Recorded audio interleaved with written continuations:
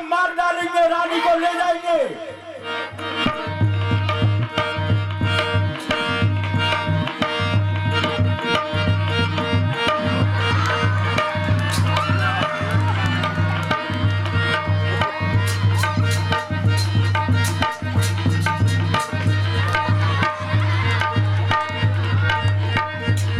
ऐसा किया इसको बांधा जाए।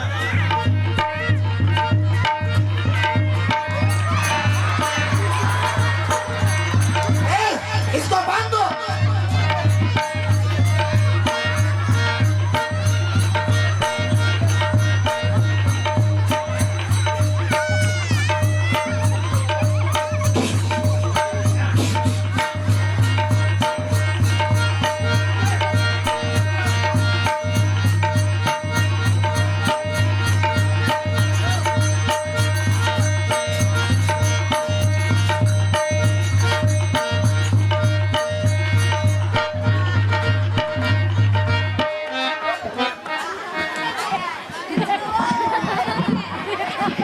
ये बैठी है कयादू।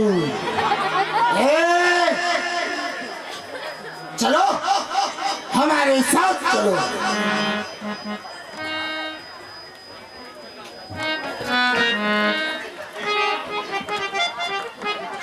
कौन? देवराज इंद्र। क्या कहा? 33 कोट देवताओं का राजा देवराज इंद्र और एक कयादू का हरण करने के लिए आया है। हाँ, मैं आपके साथ नहीं जा सकती हूँ। क्यों? एक दोस्त करारी खबरी वाली अभी स्वामी आने वाली, तो मुझे ब्याह कर लाए थे वही मेरे रखवाले। मुझे ब्याह कर लाए थे वही मेरे रखवाले हैं। जो मुझे ब्याह कर लाए थे वही मेरे रखवाले हैं। मैं तेरे साथ नहीं जाऊंगी हरगिज, क्योंकि मैं अपनी स्वामी की आज्ञा के बगैर घर से बाहर पैर नहीं रख सकती हूँ। चल चल, तेरा स्वामी नहीं आने वाला अभी। ऊंचे निवास नीचे कर टूटी। हमारी आरती को बचा लो। आरती तुम्हारे हाथों में। और उसी समय लीला होती है भगवान की। देव नारायण नारायण नारायण। देखो इन देवताओं का कितना ऊंचा स्थान है, लेकिन ये कृत्य कैसा कर रहे हैं? ऊंच निवास नीच कर तूती, देख न सके पर आए विभूति। इनका जितना ऊंचा निवास स्थान है उतना ही इनकी करनी नीची है, क्योंकि इंद्र समझ रहा है कयादू के गर्भ में जो बच्चा है वह भी राक्षस होगा, लेकिन ऐसा नहीं है। वह तो परम भगवतीय जीव होगा जिसका नाम प्रहलाद होगा। क्योंकि ये प्रहलाद कौन है, इसकी कथा थोड़ी सूक्ष्म में सुनाते हैं। एक बार माता लक्ष्मी भगवान के चरणों को दाब रही थी, तो उसी समय वहां पर सनकादिक ऋषि पहुंचे और वर्णन करने लगे, प्रभु माखन सहु अति कोमल। तो ये सत्य है कि भगवान का जो शरीर है माखन से भी कोमल है, लेकिन फिर उन्होंने इसका विपरीत कहा, प्रभु वज्रौ सो अतहि कठोरा। प्रभु वज्र से भी अधिक कठोर है। माता लक्ष्मी सोचने लगी, एक ही व्यक्ति में दो तरह की बातें कैसे हो सकती है? तो उनके मन में संशय हुआ। उन्होंने अपने द्वारपाल जय विजय को बुलाया और कहा, मेरे ऊपर गदा का प्रहार करो। लेकिन स्वामी भक्त द्वारपालों ने गदा का प्रहार नहीं किया। उसी समय वहां सनकादिक ऋषि आ गए, प्रथम डोरियों पर खड़ा कर दिया, अंदर नहीं जाने दिया। तो सनकादिक ऋषियों ने शाप दे दिया, अरे मूढ़ो, जाओ तुम 3 जन्म तक राक्षस बनो। अंदर पहुंचे तो भगवान ने कहा, इसमें आपका दोष नहीं है। लक्ष्मी की इच्छा थी कि मेरी कठोरता देखना चाहती थी, तो लक्ष्मी की इच्छा द्वितीय आपका साप, तो पहले जन्म में उद्धार का कारण आप बनोगे। वही सनत कुमार, सनत सनंदन सनत कुमार चारों के अंश से ये प्रहलाद आया है। इसीलिए ये परम भगवतीय जीव है और इंद्र इसका हरण करके ले जा रहा है। इसकी रक्षा करना हमारा कर्तव्य है।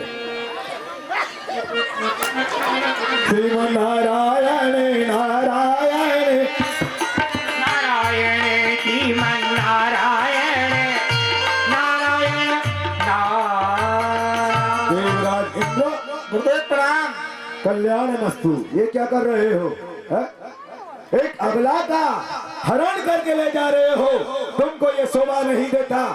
एक तो ये अबला, द्वितीय इसकी रक्षा करने वाला कोई नहीं। इसका पति तपस्या के लिए गया है। आखिर कारण क्या है जो तुम इसका हरण कर रहे हो?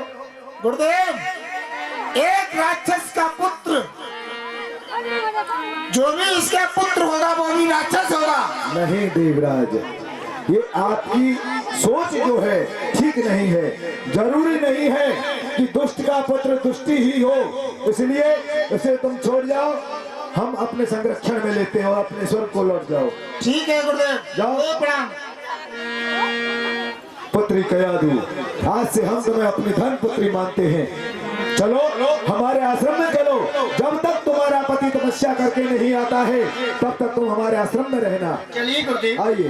श्री हरि नारायण नारायण नारायण श्रीमन नारायण नारायण नारायण श्री हरि नारायण नारायण नारायण नारायण नारायण नारायण हरि नारायण नारायण नारायण लक्ष्मी नारायण नारायण नारायण।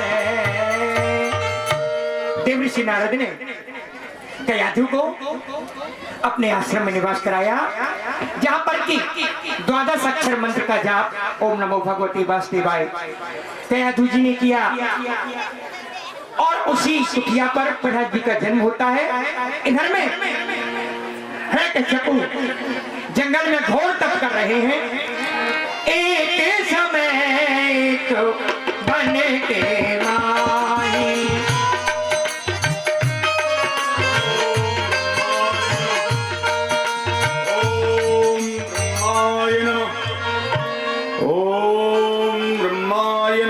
कियो है कश्यप तप जाई। सहस्त्र वर्ष ही भात बितायो, दीमत भीतर बदन दुरायो। ई विद कठिन देख कापराई। प्रगट भये ब्रह्माते आई। ब्रह्मा जी प्रकट होते हैं।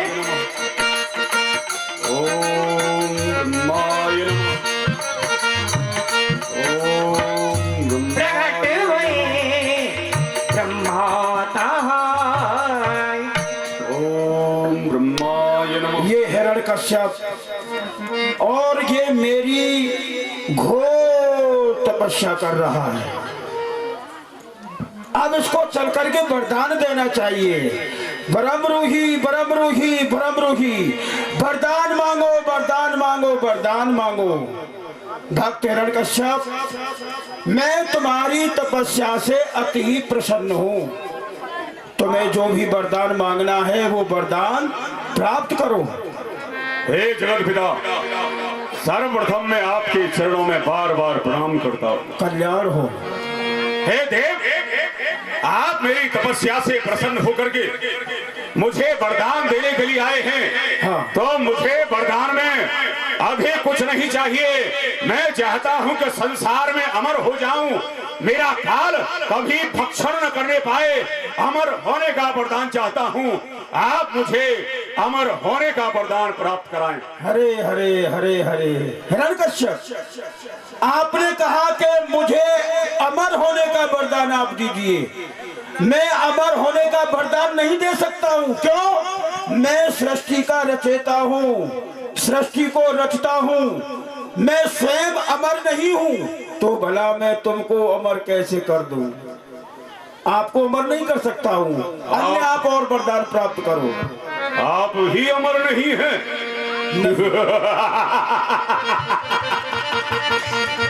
तो ठीक है, हम अमर होने का वरदान नहीं मांगेंगे, लेकिन इतने सारे वरदान मांगेंगे जो कि हमें कभी वह काल, वह मृत्यु छू भी नहीं सकती है। तो हे जगत पिता, आप मुझे वरदान दीजिए, ना मैं दिन में मरूं, ना ही रात में मरूं। 12 महीना ना मरूं दिन रैन, जगत पिता में आप सो ये बर आयो लेन।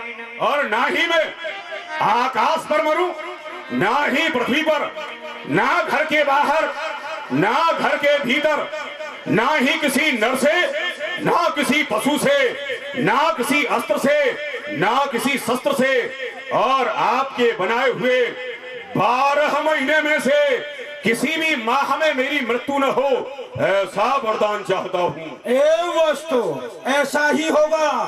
जो जो वरदान आपने मांगे हैं वो वरदान आपको प्राप्त हो गए। 12 महीने में से किसी भी महीने में आप नहीं मरेंगे, ना दिन में मरेंगे, ना रात में, ना घर के भीतर, ना घर के बाहर, ना अग्नि से जलेंगे और ना जल में आप डूबेंगे।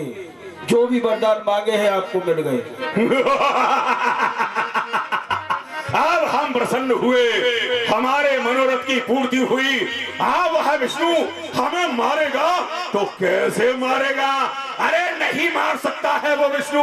अब हम अपने राज्य की ओर प्रस्थान करते हैं और राज्य में से सेना लेकर के फिर उस विष्णु को बताएंगे कि कैसे इन दानवों से युद्ध करता है। इधर में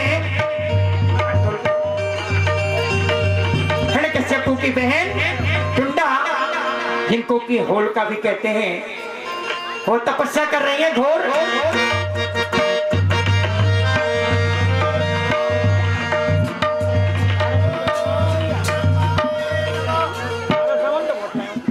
ओम ब्रह्माय नमः। ये हिरण्यकश्यप की बहन है टुंडा, ये भी मेरा घोर तप कर रही है। चल करके ब्रह्मदेव इसको भी वरदान देना चाहिए।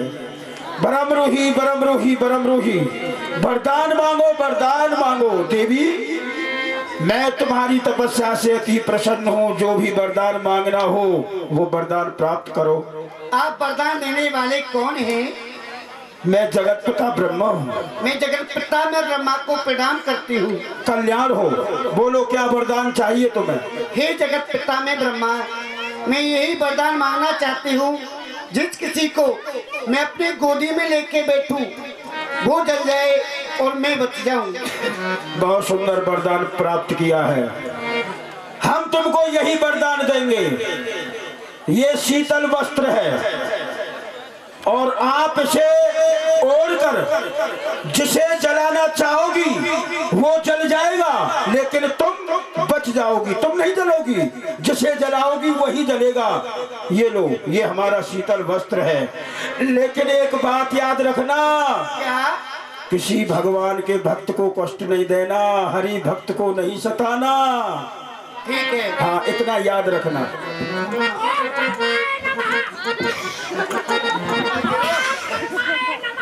हाँ हाँ, लगता है ये भी कोई भक्त हमारी तपस्या कर रहा है। चल करके इसको भी वरदान देना चाहिए।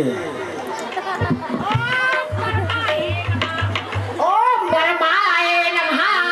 कहो भक्तराज, क्या वरदान चाहिए तुम्हें? आप वरदान देने वाले कौन हैं? हम ब्रह्मा हैं।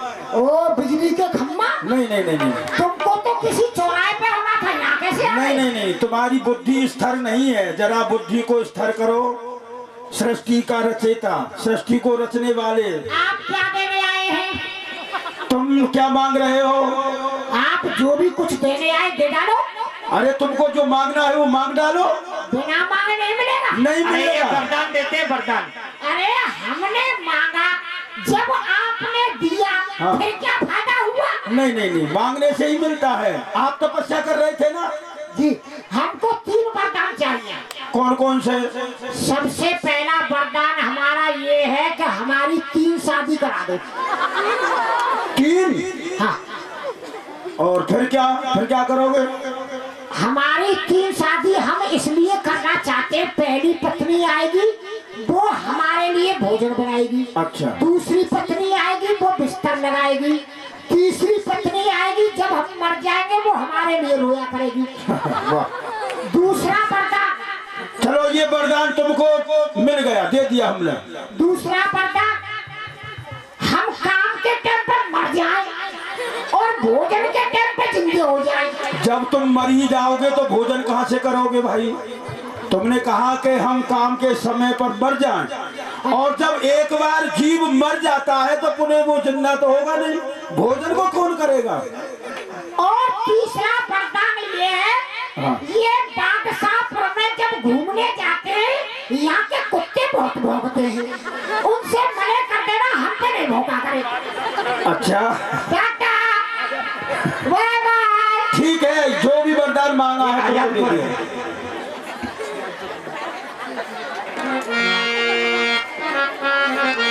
इधर में महाराज हिरण्यकश्यपु अपने राज के लिए आते हैं।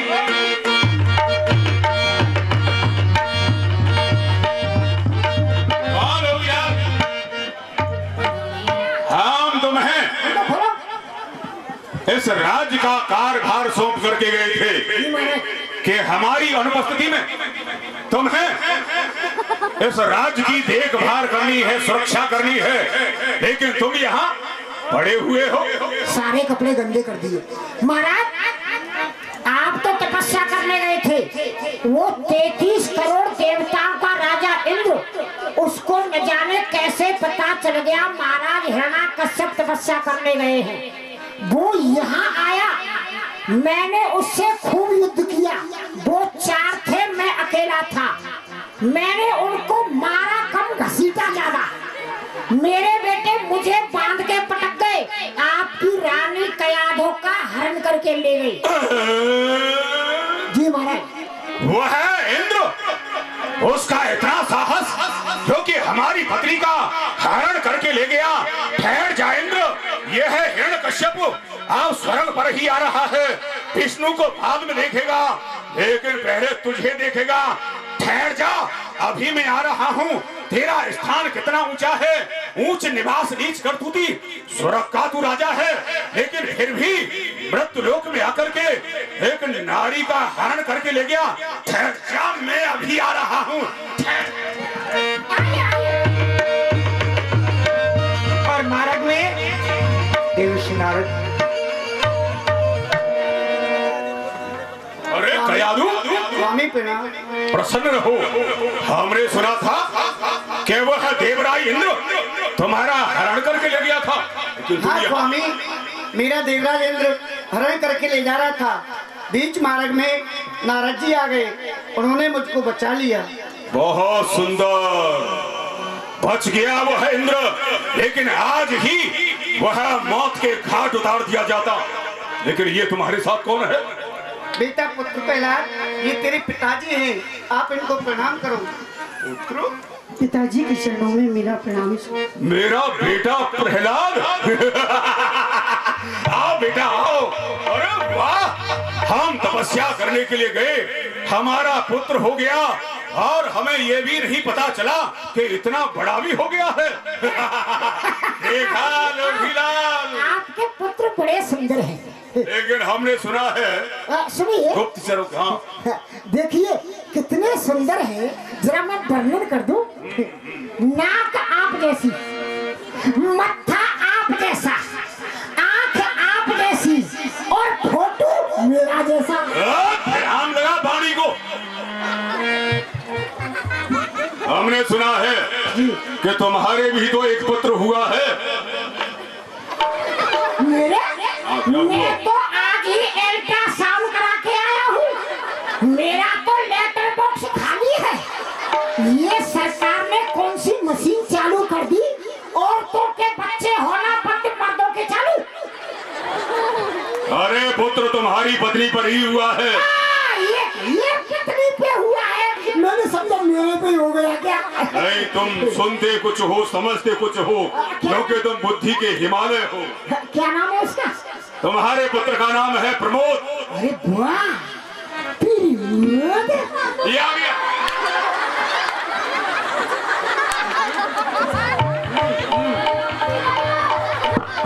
देखो बच्चा, ये दरबार है या घर है?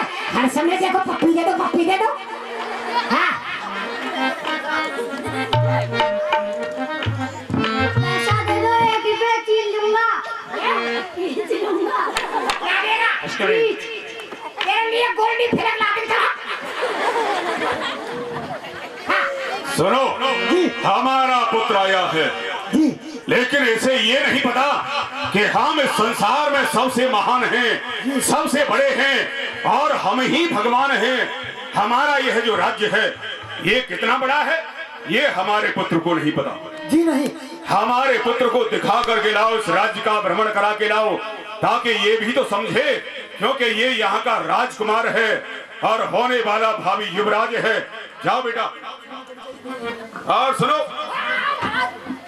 क्या हो गया? लोभीलाल, कहिए महाराज। हमारे जो विरोधी हैं, हमारे विरोधी कौन है? कौन है महाराज? यह है महात्मा और वेदाध्यायी ब्राह्मण। उनकी इस हमारे पुत्र के ऊपर किसी भी प्रकार से परछाई भी नहीं पड़नी चाहिए। ले जाओ इसे और नगर भ्रमण करा के लाओ। नहीं पड़ेगी, आंटी जी की पड़ेगी। ले जाओ इसे, चले जाओ। इधर में भक्त प्रहलाद जी को भ्रमण कराने के लिए ले जाया जाता है। आबो आबो इधर को प्यारे, देखो रचना राज दुलारे। आबो